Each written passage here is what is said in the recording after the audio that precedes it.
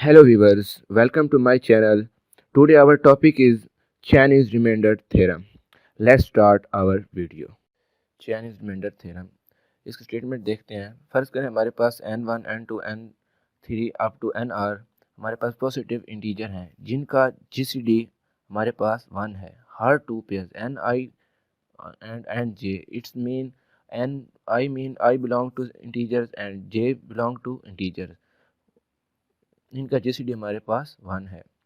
Her i not equal to j, इसका मतलब आप ये ले लें एन आई और एन जे कभी भी सेम नहीं होंगे।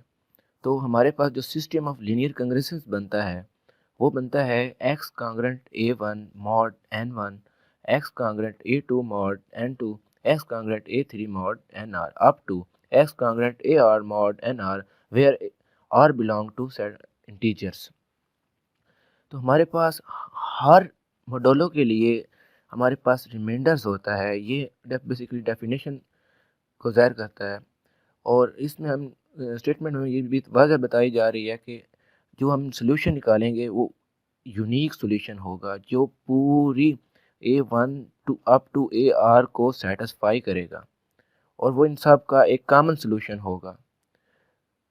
बेसिकली स्टेटमेंट में हमें ये बताया जा रहा है। तो हम इसको अभी प्रूफ करते हैं। चलिए प्रूफ शुरू करते हैं। प्रूफ हम फ़र्ज़ करते हैं कि हमारे पास n जो कि बराबर है product of n1, n2, n3 up to nr के हर एक k के लिए जो कि 1 टू अप टू r है और r इस बिलोंग कर रहा है इसमें सेट ऑफ इंटीजर्स को। और एक हम फ़र्ज़ करते हैं एक relation n k equal to n और n k। यहाँ पर जब हम फ़र्ज़ करेंगे तो यहाँ पर ये वैल्यूज़ पुट करेंगे n की और यहाँ पर n के और n के आपस में कट जाएंगे। तो हमारे पास जो सोल्यूशन आएगा वो आएगा n1, n2, n3 up to nk minus 1 and nk plus 1 up to nr। जैसा कि हम जानते हैं हमारे पास n1 जो कि बराबर होगा n और n1 के इज इक्वल टू n। तो यहाँ पर जिस तरह हमने यहाँ पर n के और n के आपस में क्रॉस किया है यहाँ पर n1 और n1 आपस में क्रॉस हो जाएंगे। जो बाद में हमारे पास सोल्यूशन आएगा वो आएगा n2, n3, n4 up to nr। इसी तरह n2 is equal to n over n2 में n2 जो कि n की डेफिनेशन में से इनके प्रोडक्ट में से कट जाएगा तो भी हमारे पास जो सोल्यूशन आएगा वो आएगा n1, n3 up to nr। तो हमारे पास एक स्टेटमेंट में एक चीज़ वाज़ह की गई है कि हमारे पास i is not equal to j। It's mean ये आपस में रिलेटिवली प्राइम हैं। n1 और स्मॉल n जो हैं वो आपस में रिलेटिवली प्राइम हैं। तो हम इनको इस तरह डिसिम्पलाइज हम इनको इस तरह लिख सकते हैं n1 और n1 का GCD वो बराबर होगा 1 के। तो इसी तरह इन सब का हर दो पेयर्स का आपस में GCD किसके बराबर होगा 1 के बराबर होगा। यहाँ पर आप देखते हैं कि ये इन्होंने क्या चीज़, चूँकि ये आपस में रिलेटिवली प्राइम है there exist an integers y1, y2, y3। Basically यहाँ पर जो कहने चाह रहा हूँ वो ये है कि जब भी हमारे पास ax congruent b mod n हो तो हमारे पास ये डेफिनेशन लगती है डिविजिबिलिटी की। डिविजिबिलिटी की डेफिनेशन क्या है, n डिवाइड कर रहा है a माइनस बी को। तो यहाँ पर क्योंकि इनका GCD बराबर है 1 के तो हम इनको डिविजिबिलिटी की डेफिनेशन में ले जा सकते हैं। ले जाने के बाद हम डायरेक्ट इनको इस तरह लिख सकते हैं। तो यहाँ पर हमारे पास एक वैल्यू आती है x की, तो यहाँ पर जो हम x को y कह रहे हैं तो हम यहाँ पर ये कह रहे हैं कि there exist an integers y1, y2, y3 such that वो कौन से हैं y1, y2 up to yr जो हमारे पास इसमें x के बराबर आ रहा है डिविजिबिलिटी की डेफिनेशन लगाने से। क्योंकि हमें पता है कि इन दोनों का GCD 1 है, इसको हम इस तरह लिख सकते हैं, इसको हम इस तरह लिख सकते हैं। तो इसमें हमारे पास एक आता है x, जिस तरह हमारे पास ये x आता है इसी तरह हमारे पास इधर एक y का हमारे पास yr तक आ रहा है। तो अभी हम इसको इस तरह लिख लेंगे n y1, यहाँ n जो हमारे पास है वो डिविजिबिलिटी की डेफिनेशन में ए है, तो यहाँ पर हम n डिनोट कर रहे हैं, तो n y one congruent 1 mod n1, n y two congruent 1 mod n2 up to n r y r congruent 1 mod n r। दोबारा कंस्ट्रक्ट ऐसे करते हैं कि हम एक एक्स स्टैरिक लेते हैं, एक्स स्टैरिक को कंस्ट्रक्ट करते हैं n1 y1 a1 plus n2 y2 a2 plus n3 a3 y3 plus up to n r y2 a r such that x steric congruent n1 y1 a1 mod n1। अब हम इसी तरह ही कर रहे हैं जैसे पीछे हमने अभी किया है। यहाँ पर हमने n लिया था और यहाँ पर हम बिलोंग करा रहे थे n1 n2 n3 and up to n r के प्रोडक्ट को। तो अब हम यहाँ पर x स्टेरिक ले रहे हैं और एक नया रिलेशन हम फर्क कंस्ट्रक्ट कर रहे हैं, वो है n1 y1 a1 up to n r y2 a r तक। तो हम यहाँ पर इसी तरह एक रिलेशन बनाएंगे x asterisk congruent n1 y1 a1 mod n1 x asterisk n2 y2 a2 mod n up to x asterisk n r y2 a r। अब दोबारा हम फ़र्ज़ करेंगे, x double asterisk denotes common solution for above congruences. हम फ़र्ज़ करेंगे कि x double steric जो है इन सब का कॉमन सॉल्यूशन है। जैसे हम पीछे n के लिए x स्टेरिक को फ़र्ज़ कर रहे हैं, इसी तरह x डबल स्टेरिक को डिनोट करेंगे हम कॉमन सॉल्यूशन के लिए। तो हमें एक चीज़ तो हमें वाज़ह होगी कि x डबल स्टेरिक जो है वो बिलोंग कर रहा है x स्टेरिक से, क्योंकि इसका कॉमन सॉल्यूशन है। देन एग्जैक्टली जो हम चीज़ दिखाना चाहते हैं बेसिकली वो है यूनिकनेस, क्योंकि अभी एक्स स्टेरिक बिलोंग कर रहा है एक्स डबल स्टेरिक बिलोंग कर रहा है एक्स स्टेरिक को, और एक्स स्टेरिक जो है वो पहले यूज़ हो रहा है एन में। तो अभी हम यूनिकनेस जो है ना प्रूव करने लगे हैं। जब हम यूनिकनेस प्रूव हो जाएगी तो बेसिकली हमारे पास चेन रिमाइंडर थ्योरम प्रूव हो जाएगा। तो हमें एग्जैक्टली क्या चीज़ दिखानी है, यूनिकनेस। तो हम क्या कह लेंगे कि अगर हम चीज़ ये दिखा लें एक्स डबल स्टेरिक भवन, तो ये बराबर है residue classes of n of x asterisk. अगर हम ये चीज़ सेटिस्फाई करा सकें तो हम यूनिकनेस को प्रूव कर लेंगे। तो इसके लिए सपोज करते हैं एक triple asterisk belong to x double asterisk, और हम अभी दोबारा सपोज करने लगे हैं x triple asterisk belong to x double asterisk. तो यहाँ पर हम वहीं दोबारा सोल्यूशन जो ये सारा जिस तरह हमने ये किया है ना, इसी तरह अब हम एक्स ट्रिपल स्टेरिक बिलोंग करा रहे हैं एक्स डबल स्टेरिक को, और एक्स ट्रिपल स्टेरिक को वही हम दोबारा सिस्टम ऑफ लीनियर कांग्रेसेस बनाएंगे। a1 जो है mod n1 x double triple asterisk a2 mod n2 x triple asterisk congruent ar mod nr।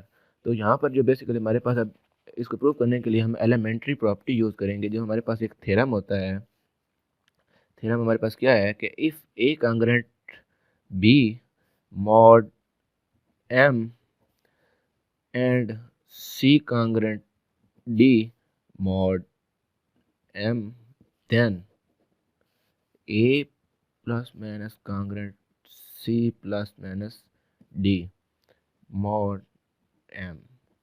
Basically अब जो हम थ्योरम यूज़ करने लगे हैं इसको एलिमेंट्री प्रॉपर्टी भी एलिमेंट्री प्रॉपर्टी है ये नंबर थ्योरी में। इसको हम यूज़ करेंगे यहाँ पर हम यूज़ कैसे करेंगे कि n1 n2 n3 and nr divides कर रहा है x asterisk minus x triple asterisk के x स्टेरिक और x ट्रिपल स्टेरिक के डिफरेंस को डिवाइड्स कर रहा है। बिल्कुल इसी तरह n1 n2 nr डिवाइड्स कर रहा है x स्टेरिक और x ट्रिपल स्टेरिक के डिफरेंस को।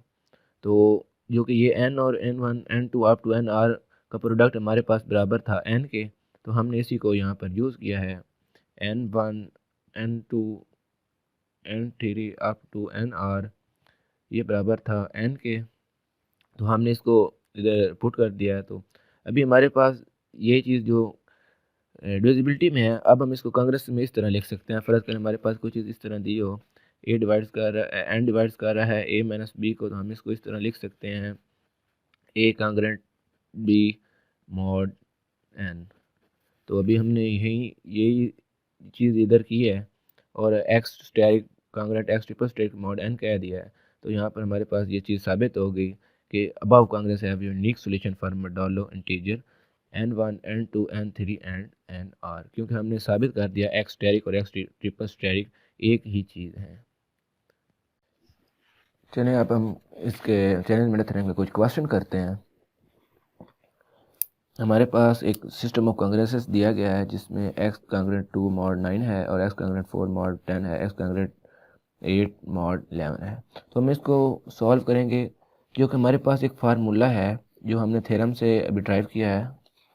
हमने थ्योरम में आपने पीछे पर देखा ही है कि हमने यहाँ पर ड्राइव किया था कि x स्टेरिक जो है वो कर रहा है n y1 a1 plus n2 y2 a2 plus n3 y3 a3।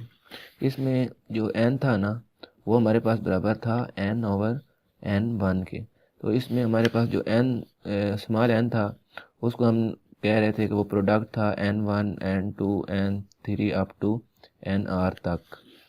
तो हमारे पास जो अभी हम इधर फार्मूला मैंने लिखा है, इसको मैंने m स्मॉल n को कैपिटल M लिख दिया है ताकि हमें इजीली पहचान हो सके कि जो कैपिटल M है ये इनके प्रोडक्ट के बराबर है। वो पीछे थ्योरम था तो इसलिए मैंने उधर स्मॉल n से ही उसको प्रूव किया था, लेकिन अभी इधर मैंने कैपिटल M से इसको दिखाया है। चलें अभी तो हमें ये पता चल गया कि ये स्मॉल m क्या है। तो अभी हमें प्रूव इस फार्मूला से करना है, तो हम देखते हैं फार्मूला से प्रूव कैसे करना है। अभी हम सबसे पहले चीज़ मालूम करेंगे कि m क्या है।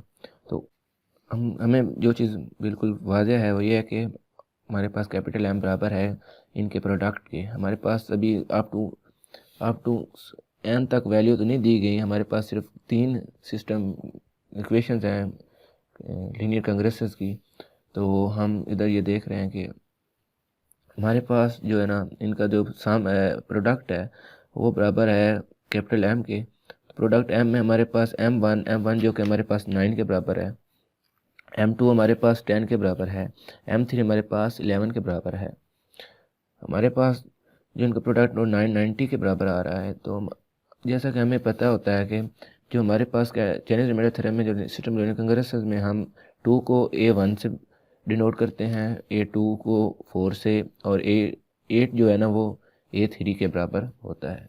अब हमारे पास जो वैल्यूज़ आ गई हैं वो हमारे पास एक M की वैल्यूज़ आ गई है, एक A1 की आ गई। हमारे पास जो अभी नहीं आई वो ये हैं कि हमें Y1 निकालना पड़ेगा पहले, और y2 निकालना पड़ेगा, फिर y3 निकालना पड़ेगा।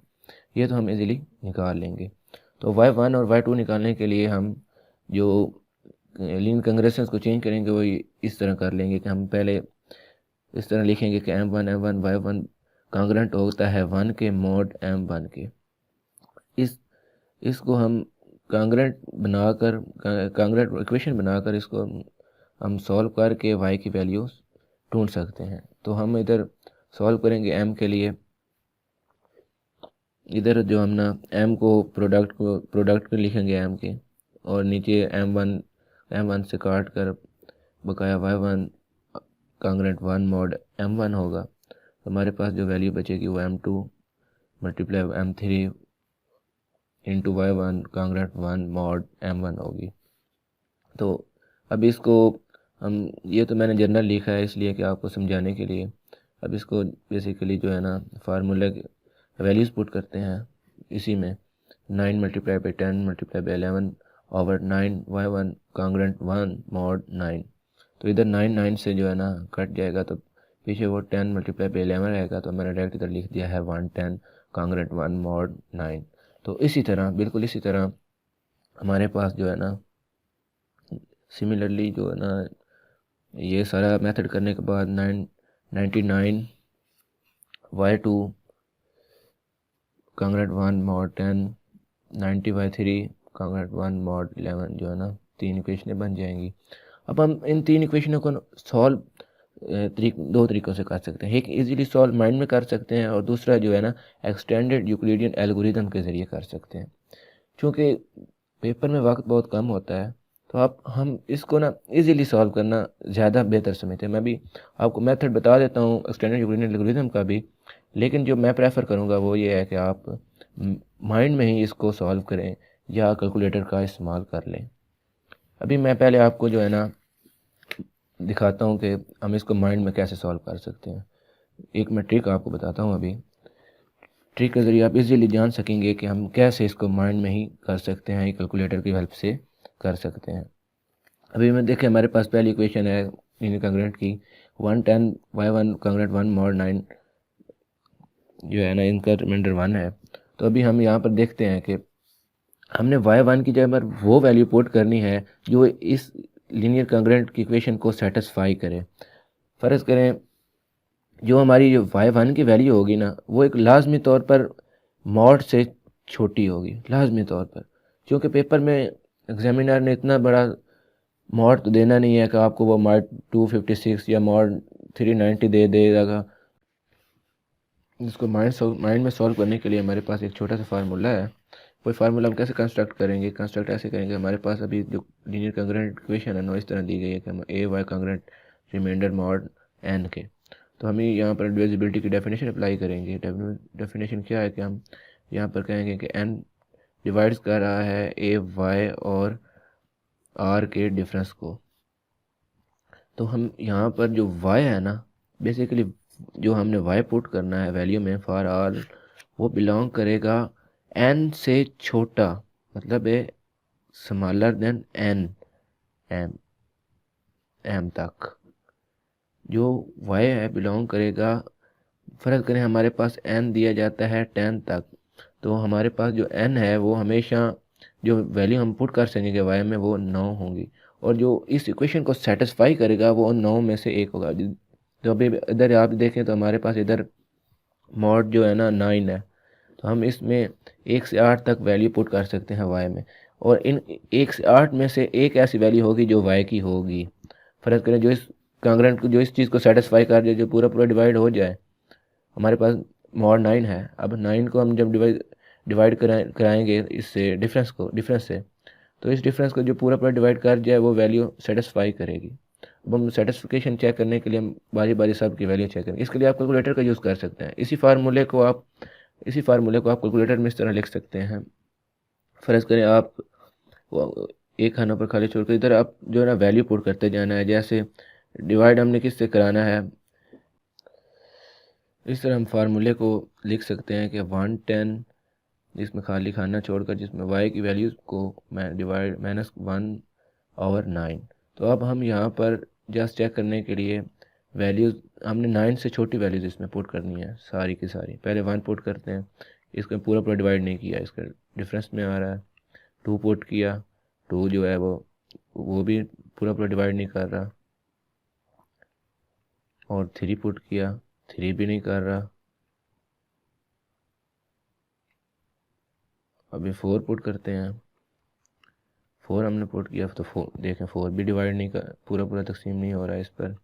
तो हमने 5 पुट किया, देखें हमारे पास 5, चूँकि हमारे पास 5 आ गया है तो इससे पीछे 6, 7, 8 को पुट करने की ज़रूरत ही नहीं है, क्योंकि हमारे पास एक ही वैल्यू यूनिक आएगी। वो हम दूसरा चेन रिमाइंडर थ्योरम के जो स्टेटमेंट्स हमने देखा था कि हमारे पास यूनिक सोल्यूशन आएगा, यूनिक वैल्यू आएगी।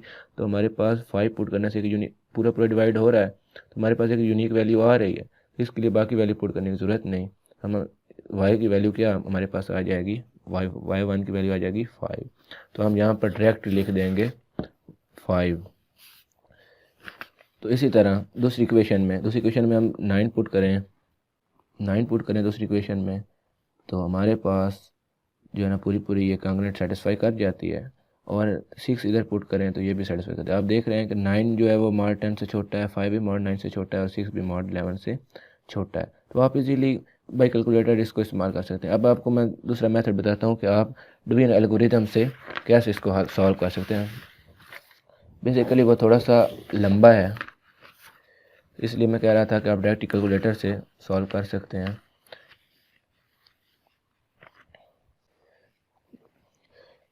इधर हम तीनों इक्वेशनों को, मतलब एक इक्वेशन को आपको मैं समझाता हूँ मैं, बाकी आप खुद ही कर लेंगे। इधर हम ए फर्ज कर लेंगे कि 110 ए के बराबर है, बी के बराबर 1 है, और जो है ना सी एम बराबर है मॉड 9 के। तो इधर में हमें सबसे पहले इनका क्या निकालना होगा, जीसीडी हमें फाइंड करना पड़ेगा इनका जीसीडी। बेसिकली हमें जो मालूम है दोनों मतलब अलग अलग नंबर हैं तो इनका जीसीडी 1 ही होगा, लेकिन जीसीडी मालूम करने के बाद हम इसका जो वैल्यू फाइंड करेंगे वो होगी वाई की। बेसिकली हमने वाई की वैल्यू फाइंड करनी है, तो उसके लिए हमें ये पूरा एक्सटेंडेड यूक्लिडियन एल्गोरिदम जो है ना इसके साथ सॉल्व करना पड़ेगा। इससे हम कैसे सॉल्व करते हैं कि हम ड्यूइन एल्गोरिदम की डेफिनेशन अप्लाई करते हैं। पहले डेफिनेशन अप्लाई की, फिर डेफिनेशन अप्लाई करने के बाद हमने इसका जो है ना जीसीडी मालूम किया, तो हमें पता चला कि इसका जो है ना ओनली 1 सोल्यूशन होगा, जो कि हमने पीछे जो नंबर थ्योरी में हम पढ़ कर आ चुके हैं कि जितने मतलब इसका जीसीडी होगा उतने ही उसके solution possible solution incongruent solution होंगे। तो इसी तरह इसका 1 इनकॉन्ग्रुएंट सोल्यूशन होगा। देन हम इसको मतलब नीचे वाली को हम इक्वेशन 1 का नाम देंगे, ऊपर वाली को इक्वेशन 2 का। तो नीचे इक्वेशन 1 जो बन जाएगी हमारे पास, हम जो है ना रिमाइंडर्स निकालेंगे ताकि हम इसको इजीली सॉल्व कर सकें। इधर हमारे पास रिमाइंडर 1 है, तो इधर हम रिमाइंडर बेसिकली ये ड्यूइन एल्गोरिथम की डेफिनेशन है कि a is equal to d q plus r. तो इधर हम रिमाइंडर जो है वो हमारे पास 1 है, इज इक्वल टू 9 माइनस 2 4, ये हम इसको इक्वेशन 3 का नाम देंगे। और इक्वेशन 2 जो है हमारे पास बन जाएगी 2 is equal to 110 minus 9 12। Then इसको हम इक्वेशन 4 का नाम देंगे। देन अब जो हमारे इक्वेशन 3 है उसको हम दोबारा लिख लेंगे 1 9 माइनस 2 4। इसमें हम अब 2 की वैल्यू पुट कर देंगे। 2 की वैल्यू हमारे पास इक्वेशन 4 है, अब हम इसको इसमें पुट कर देंगे। इसमें पुट करेंगे तो 110 मल्टीप्लाई बाई 4 हो जाएगा, और इधर इसकी अलामत चेंज हो जाएगी, ये हो जाएगा, और 12 को 4 के साथ मल्टीप्लाई कर देंगे तो 948 हो जाएगा। अब हमारे पास जो इक्वेशन बन जाएगी वो 1 is equal to 949 minus 110 4। Then हम अब ये चीज़ बेसिकली हम यहाँ इसके बाद हम ये चीज़ बनाएंगे, 110 इस साइड लाएंगे और जो है ना डिविजिबिलिटी की डेफिनेशन बनाएंगे ताकि हम इजीली उसको अप्लाई करके कांग्रेंट की दोबारा सूरत हाल में आ सकें। देन हम इसको यहाँ से जो है ना 1 दूसरी साइड पर डिफरेंस के रस में लाएंगे। 9 इधर था, इसको इसलिए इधर लिख रहे हैं कि ये जो है इन दोनों के डिफरेंस को डिवाइड करे। देन डिफरेंस एक साइड पर आ गया और 9 जो है ना एक साइड पर आ गया। देन हम इसको लिख लेंगे कि 9 डिवाइड कर रहा है इन दोनों के डिफरेंस को। देन फिर जो है हम इसको इस तरह लिख सकते हैं कांग्रेंट में। देन यहाँ पर हमारे पास y की जो है ना वो -4 वैल्यू आ जाएगी। जब -4 की वैल्यू आ जाएगी तो आप देख रहे हैं कि यहाँ तो माइनस में आ गई, हमें चाहिए थी पॉजिटिव में। तो जो हमारे पास रिमाइंडर होता है वह बेसिकली मॉड से छोटा होता है, तो हम इजीली जो है ना रिमाइंडर को इसी में ऐड कर देंगे। जस्ट आप कोई भी एक्सटर्नल यूनिट किसी पर भी आप लगा रहे हैं, किसी में भी आपकी वैल्यू जो है ना माइनस में आ जाती है, तो आप उसमें चाहें तो 10 बार 15 बार ऐड करें। मतलब है कि इसको ऐड करने से जब भी आपकी वैल्यू रिमाइंडर जो की वैल्यू जो है मॉड से कम आ जाए तो वो आपकी एग्जैक्टली वो वैल्यू होगी। देन आप उन्हें यहाँ पर 9 ऐड करते हैं तो हमारे पास 5 आ जाता है। तो आप ये हमारे पास 5 वैल्यू, आपने देखा कि ये बहुत लंबा तरीका है, तो आप इसी वे से इस मेथड से कर सकते हैं। और इसी मेथड अगर एक्सटेंडेड यूक्लिडियन करना चाहें तो इस मेथड से ये दोनों दूसरे तरीके भी हो सकते सॉल्व कर सकते हैं। तीसरा तरीका भी आप इजीली सॉल्व कर सकते हैं इसी तरह। अब नोट्स मैंने जो है डिस्कशन में दे रखे हैं, तो इसलिए मैंने इसको साफ दिखा नहीं रहा, तो आप उधर से डाउनलोड कर सकते हैं। तो इसी तरह हमारे पास y1 y2 और y3 की वैल्यू आ चुकी हैं। इनको मैंने मतलब एक्सटेंडेड से भी सॉल्व कर सकते हैं। अब हमारे पास y1 y2 y3 की वैल्यू भी आ गई, a1 का हमें पता है, और m1 m2 भी हम इजीली सॉल्व कर सकते हैं। तो हमारे पास m जो है हमें पता है 110 है, m और m2 जो है 99 है, और m और m3 हमारे पास 90 है। तो हम इनको इधर पुट कर देंगे। इधर y1 की वैल्यू हमारे पास 5 है, y2 की वैल्यू 9 है, y3 की वैल्यू 6 है, और a1 2 है, a2 4 है, और a3 8 है। इधर हमने सब की वैल्यू पुट की, फिर हमने इनको आगे सॉल्व किया। सॉल्व करने के बाद हमारे पास एक्स की वैल्यू आ गई 884 एंड मॉड 1999। तो इधर आपने देखा कि हमारे पास जो मॉड की वैल्यू आई है, रिमाइंडर जो आया है वो मॉड से बहुत ज़्यादा बड़ा है।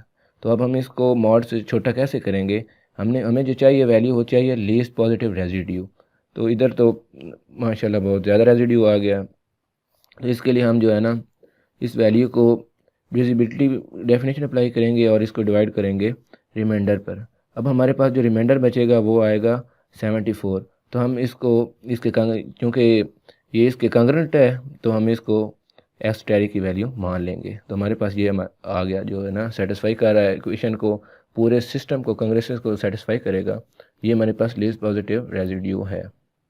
अगर कंप्लीट रेजिड्यू सिस्टम निकालना चाहें, ये तो हमारे पास एक वैल्यू है ना जो सेटिस्फाई कर रही है, लेकिन आपको बताता चलूँ कि हमारे पास पूरी क्लास है जो इस सिस्टम को सिस्टम लीनियर कांग्रेस इन जो पार्टिकुलर एग्जांपल हम क्वेश्चन कर रहे हैं ना इसको सेटिस्फाई कर सकती है। वो हम क्लास कैसे बनाएंगे? क्लास इस तरह बनाएंगे कि हमें जो है ना ये हमारे पास रिमाइंडर है, इसमें प्लस कर देंगे इनके मल्टीपल को 99 जो मतलब रिमाइंडर है ना इसके मल्टीपल जितने भी मल्टीपल हैं उनको इससे बारी बारी ऐड करते जाएं तो हमारे पास कंप्लीट रेजिड्यू क्लास आ जाती है। लेकिन पर्टिकुलर एग्जांपल में चैनल रिमाइंडर थ्योरम हमें एक वैल्यू चाहिए होती है जो कि इस इक्वेशन को सेटिस्फाई करे कंप्लीट रेजिड्यू। तो वैसे आप इंफॉर्मेशन के लिए था, लेकिन लीस्ट पॉजिटिव रेजिड्यू हमारे पास 74 है जो कि इसके सिस्टम ऑफ कांग्रेसेस को इसको हम 74 इधर आप पुट करके चेक कर सकते हैं वो इन सब सिस्टम लीनियर कांग्रेसेस को सेटिस्फाई कर रहा है।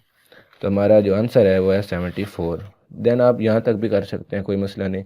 लेकिन अगर आप थोड़ा सा इसको और समझना चाहें तो आप इसकी complete residue classes least positive residue के बारे में जान सकते हैं और निकाल सकते हैं बाई ये फार्मूला अप्लाई करने से। देन ये हमारा एक क्वेश्चन सॉल्व हो गया। अब हमारे पास दूसरा क्वेश्चन जो है वो अगर ऐसे दिया गया हो 2x congruent 3 mod 5 4x congruent 2 mod 6 and 3x congruent mod 2 mod 7। तो आप देख सकते हैं कि हम यहाँ पर direct chain remainder theorem apply नहीं कर सकते क्योंकि हमारे पास इधर 2 और 4 और 3 आ चुके हैं। तो हमें पहले इसको जो है ना पिछले सवाल की तरह चेंज करेंगे, पिछले क्वेश्चन बनाएंगे, देन हम इस पर चेन रिमाइंडर थ्योरम अप्लाई कर सकते हैं। तो हम पहले बारी बारी पहले इसको सॉल्व करते हैं, फिर इसको और फिर इसको, ताकि हमारे पास एक प्रॉपर जो है ना लीनियर रिमाइंडर जो इक्वेशन है ना कांग्रेसेस की वो आ जाए।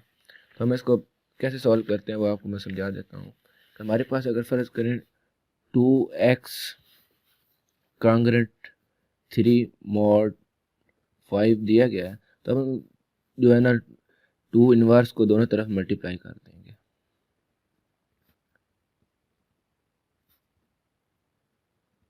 ये और ये तो ख़त्म हो गया पीछे। x congruent 2 inverse multiply 3 mod 5 बच गया। देन हम इसको दूसरी प्रॉपर्टी अप्लाई करते हुए इसको अलग अलग लिख सकते हैं। Mod 5 multiply 3 mod 5। देन हम पहले अब इसको सॉल्व करते हैं, इसको सॉल्व करने के लिए हमें 2 इनवर्स मॉड 5, इधर हम इसको 2 इनवर्स है तो इधर लेकर आ जाते हैं 2x कांग्रेंट 1 मॉड। ये तो कुछ इस तरह नहीं बन गया जो हमने पिछले क्वेश्चन में सॉल्व किए हैं डायरेक्ट मेथड से भी और एक्सटेंडेड यूक्लिडियन एल्गोरिथम से भी, क्योंकि अभी ये दोनों वैल्यूज़ बहुत छोटी हैं तो हम डायरेक्टली भी माइंड से इसको सॉल्व कर सकते हैं। हमने यहाँ पर कोई ऐसा डिफरेंस बनाना है जिसको ये इजीली डिवाइड कर ले, तो हम अभी देख लेते हैं कि ये हमने कौन सा वैल्यूज़ है जो इजीली अब हम इधर 3 पुट करें 2 मल्टीप्लाई 3 माइनस 1, देन देखते हैं 5 3 2 आर 6 माइनस 5 5 5, देन पूरा इसने डिवाइड इसको कर दिया। हमारे पास जो है ना वैल्यू आ चुकी है x की, हमारे पास इधर x की वैल्यू आ गई 3। देन हम इधर पुट कर देंगे। यहाँ पर आप बाय एक्सटेंडेड यूक्लिडियन एल्गोरिथम से भी कर सकते हैं, पर आप छोटा सा डिवीजन एल्गोरिथम का छोटा सा कंसेप्ट अपने जहन में रखें और वो वैल्यू निकालें जो पूरी डिवाइड कर दे, तो देन आप यहाँ उसको पुट कर दें। अब जो इक्वेशन है ये ऐसी बन जाएगी। यहाँ पर हम इसकी वैल्यू पुट करेंगे 3, देन मल्टीप्लाई 3 मॉड 5। देन अब हमारे पास बन जाएगा x कांग्रेंट 9 मॉड 5। देन हमारे पास एक वैल्यू आ गई। सिमिलरली हम दूसरी इक्वेशन की भी वैल्यू निकाल सकते हैं। दूसरी इक्वेशन हमारे पास है 4x mod congruent 2 mod 6 mod 6। इधर आप देख रहे हैं कि ये दोनों ये तीनों मतलब 2 पर डिवाइड हो रहे हैं, तो हम 2 पर डिवाइड कर देते हैं। पीछे बाकी हमारे पास 2x1 मॉड 3। अब हम हमारे पास वही चीज़ दोबारा बन गई 2x1 मॉड, वहाँ पर मॉड 5 था, यहाँ पर 3 है, तो हम जस्ट इधर अप्लाई कर देंगे, x की वैल्यू हमारे पास आ जाएगी 5। अब आपने देखा कि 5 जो है वो 3 से बड़ा है, तो हम इस 5 को डिवाइड कर देंगे 3 पर। इधर आ गया 3 1 3, देन हमारे पास रिमाइंडर बचा 2। तो हमारे पास जो ओरिजिनल वैल्यू आएगी वो होगी लीस्ट पॉजिटिव रेजिड्यू। ये हमारे पास इसकी क्लास में सेटिस्फाई तो इस इक्वेशन को कर रहा है, लेकिन हमें चाहिए least positive residue. Least positive residue हमारे पास क्या आया 2। देन हमारे पास जो दूसरी वैल्यू आ गई वो आ गई ये 2। एक्स की वैल्यू 2 आई, तो हमारे पास एक्स कांग्रेंट 2 मॉड 3 इक्वेशन आ गई। हमारे पास दो लीनियर इक्वेशन कांग्रेंट इक्वेशन आ चुकी हैं। अब हम तीसरी भी इसी तरह सेम मेथड से अप्लाई करके हम निकाल सकते हैं, वो आप ये देख लें।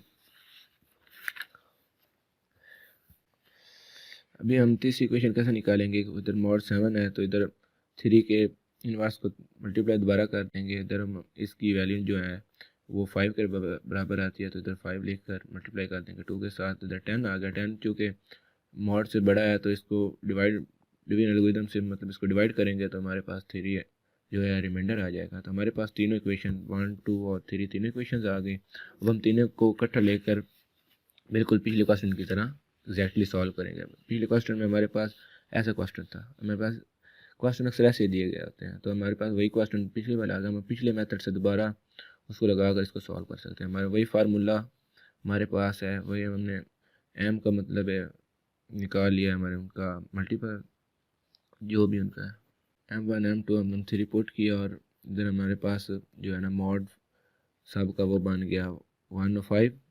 देन हम मैक्स टैरी का फार्मूला लगाएंगे। हम डायरेक्ट यहाँ पर वैल्यू निकाल लेते हैं M1 मॉड M1, बजाय डिवीजन एल्गोरिथम के हम डायरेक्ट यहाँ पर हमें पता है कि यहाँ पर 1 2 चेक करने से इजीली हम सॉल्व कर लिया। इधर मॉड 5 है, तो इधर 20 को इसमें से एक अगर हम माइनस करें तो पीछे बचता है 20। तो 5 इजीली 20 को डिवाइड करता है, तो हमें पता है 1 ही इसकी वैल्यू आनी है। इधर भी अभी 2 होगा, 70 है, तो इधर एक डिवाइड करें तो 69 आता है। 3 69 को इजीली जो है डिवाइड करता है। इधर 15 है, तो 7 जो है इजीली 14 को डिवाइड करता है, तो इधर डिफरेंस 1 का ही है, तो हम इसकी 1 की वैल्यू, ये तो बिल्कुल मतलब है ना ईजी क्वेश्चन था। 1 2 और 1 इसकी मतलब है सेटिस्फाई कर रहे हैं इक्वेशनों को। दैन फार्मूला में ये वैल्यूज पुट कर देंगे, हमारे पास 269 आएगा, लेकिन 269 1 और 5 से तो बड़ा है, तो हम वही दोबारा इसको डिवाइड करके डिवीजन एल्गोरिथम से डेफिनेशन लगाएंगे, तो हमारे पास 59 जो इसके कंग्रेंट है वो आ जाएगा। वो इसकी लीस्ट पॉजिटिव रेजिड्यू होगा, जो कि एक्सटेरी की वैल्यू होगी, which is the LP residue है वो सेटिस्फाइंग ऑल द, जो कि सेटिस्फाई करेगा इस वैल्यूज़ को भी, इस सिस्टम को भी।